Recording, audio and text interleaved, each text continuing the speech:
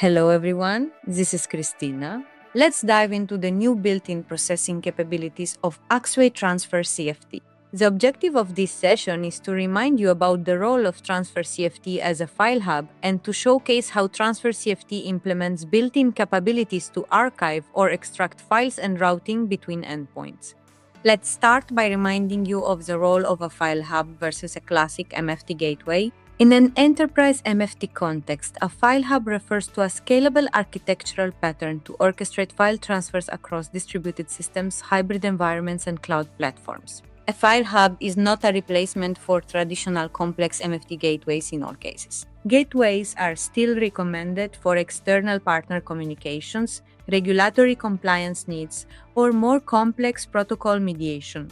But a file hub complements gateways by handling internal, high-volume, hybrid, or cloud-native transfers more efficiently. Axway Transfer CFT enables secure, reliable, and high-performance internal data movement, and its capabilities make it particularly well-suited to power a file hub, acting as a smart intermediary between endpoints. This session will detail how to use built-in features for routing and processing files moving between endpoints. Currently, during data transfers, Transfer CFT offers a customizable transfer workflow where custom processing can be added before, during, or after the file transfer. There are also integrated transformations like transcoding or line ending and line padding management. The new integrated routing and processing capabilities will replace scripting, simplify troubleshooting, and ensure portability across different operating systems. With the Transfer CFT update, we have introduced built-in routing, protocol agnostic, and archive and extract built-in processing capabilities. Let's see how you can implement the new capabilities with Transfer CFT, Archive, Extract, Send to, and Kafka Push. In this demo, we are addressing two key challenges. First is reducing transfer size and minimizing the risk of file corruption. Second is optimizing network resources and improving performance. Instead of sending multiple files individually, we archive them into a single package.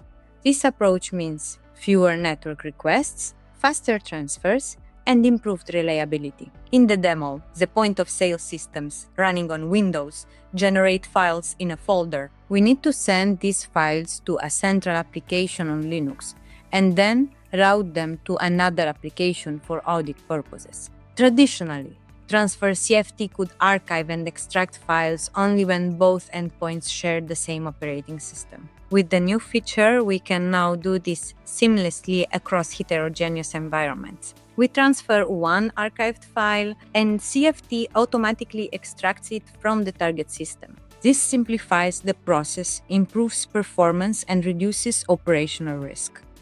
Let's launch the flow execution and follow the flow execution step by step. I will start by launching the transfer from the Transfer CFT at the point of sale. This is the Transfer CFT point of sale interface. In this CFT, I have defined the route to archive files and the send template, where I use the route to archive files from the local folder. If I look in the catalog, I see the transfer with the archivals out. The name of the archive was also defined in the archive step. In the log of the transfer, I can see that there is a step of type archive which was processed successfully. On the central CFT, I have a route where I define the step of extracting files from the received archive. The extracted files are sent to the audit application. This route is associated with a received definition template.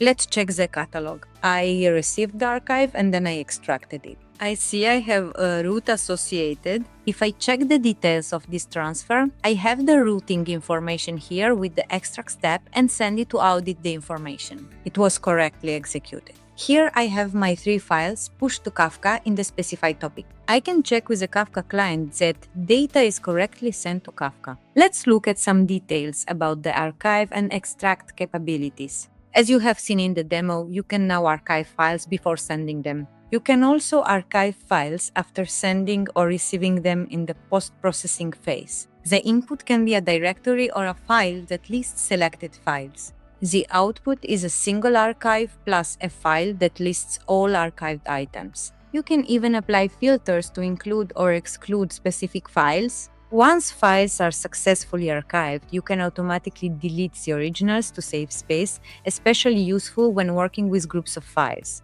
You can extract files either before sending, during preprocessing, or after sending or receiving in the post-processing phase. The input is an archive file.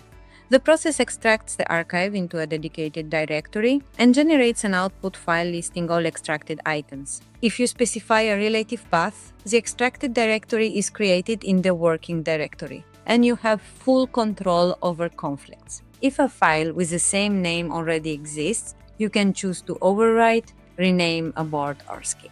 I am closing this session with some key takeaways. Start using Transfer CFT's new built-in capabilities and experience faster, smarter file transfers, simplify your transfers, reduce network overhead, and improve reliability by sending one archived file instead of multiple. Automatically extract files on the target system, even across heterogeneous environments. Stay tuned for more built-in processing capabilities. Thanks for watching. If you have any further questions, please contact the Axway team.